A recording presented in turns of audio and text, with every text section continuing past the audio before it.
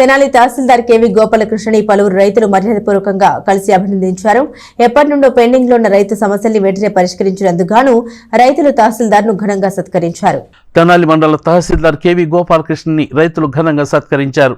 ఎప్పటి నుంచో పెండింగ్ లో ఉన్న అడంగళ్లు, పొలాల సర్వే నెంబర్లు, వివిధ రైతు సమస్యలు పరిష్కరించినందుకు గాను ఆయన పనితీరును మెచ్చుకున్న రైతులు ఘనంగా సత్కరించారు.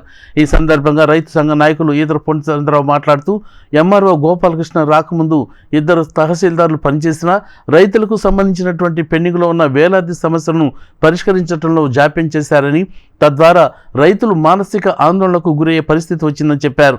ఇప్పటి తహసీల్దార్ గోపాలకృష్ణ వచ్చిన అనతి కాలంలోనే రైతు సమస్యలు పరిష్కరించడంలో చొరవ చూపి 5,000కు పైగా రైతు సమస్యలు పరిష్కరించినట్లు రైతు నాయకులు ఈదర పొంటి చంద్రరావు తెలియజేశారు.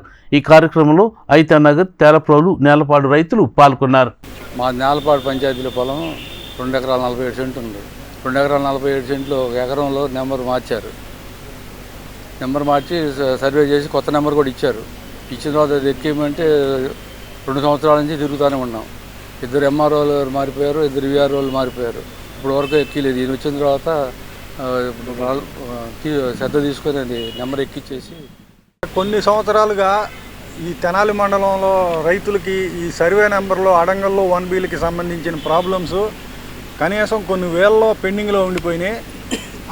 ఎన్నిసార్లు రైతులు వచ్చి రెవెన్యూ వాళ్ళని కలిసి వాళ్ళ చుట్టూ తిరుగుతా ఇసిగి వేసారిపోయారు. ఈయన గోపాలకృష్ణ గారు వచ్చిన అతి కొద్ది కాలం ఆయన వచ్చింది అంతా కలిపి నాకు తెలిసి 4 నెలలు అవుతుందేమో. ఈ 4 నెలల్లో కనీసం 5,000 పైచీలకు సర్వే నెంబర్లకు సంబంధించిన వాటిని సరిచేసి ఆయన రైతులకి అసలు ఎంత ఉపయోగం చేశారంటే ఆ మానసిక క్షోభ మామూలుగా లేదు. ఎక్కడికి వెళ్తే మీ సేవకి వెళ్ళమంటారు, మీ సేవకి వెళ్తే సర్వేకి పెట్టుకోమంటారు, సర్వేకి పెట్టుకుంటేనేమన్నా మళ్ళీ ఆ నెంబర్ మార్చాలంటే లాగిన్ ఓపెన్ అవ్వాలంటారు. ఇన్ని రకాల వంకలు చెప్తా చాలా సంవత్సరాల నుండి జరుగుతూ వచ్చింది. ఈ సమస్యని ఆయన వచ్చిన కొద్ది కాలంలోనే ఈ 5,000 పైచీలకు సమస్యలను పరిష్కరించి ఆయన రైతు పక్షపాతిగా నిరూపించుకున్నాడు.